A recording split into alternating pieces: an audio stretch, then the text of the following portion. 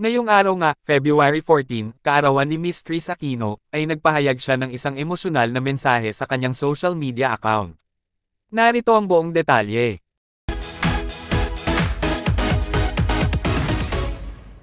Sa kanyang latest post sa Instagram, ay nagbigay ng isang nakakalungkot at emosyonal na mensahe si Miss Tris Aquino.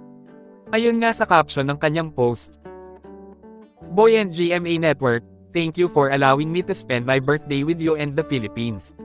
My blood pressure was going haywire before I went live, that's why I said Avanzado instead of Dantes.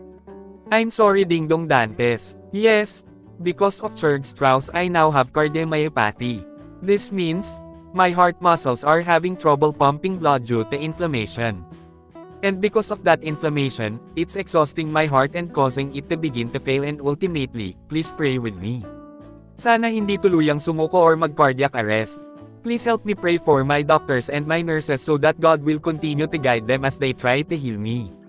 I have always believed in sharing the truth no matter how painful with all of you. Why? Because sinamahan nyo ako sa laban.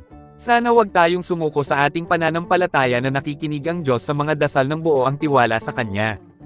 Just in case this is the last birthday I get to celebrate here on earth, thank you Kuya and Dim for the most precious privilege of being chosen to be your mom.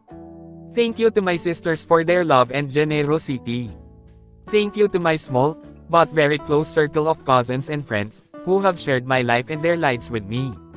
Thank you to all of you for making all my childhood dreams come true. Pa-birthday nyo na please. I have a few loved ones and dear friends battling very difficult illnesses as well. Please pray for them too. I still want to live. I know the odds are against me. Dahil ang puso, hindi pwedeng diktahan. Pero sana, sa tulong ng dasal nyo mabigyan pa ko ng konting extension. You have my love and eternal gratitude. Happy Valentine's Day. Kayo, anong masasabi nyo sa naging post ni Miss Tris Aquino sa mismong araw ng kanyang birthday? At kung ano ang inyong komento at saloobin, just comment down below. Thank you for watching and see you on my next one.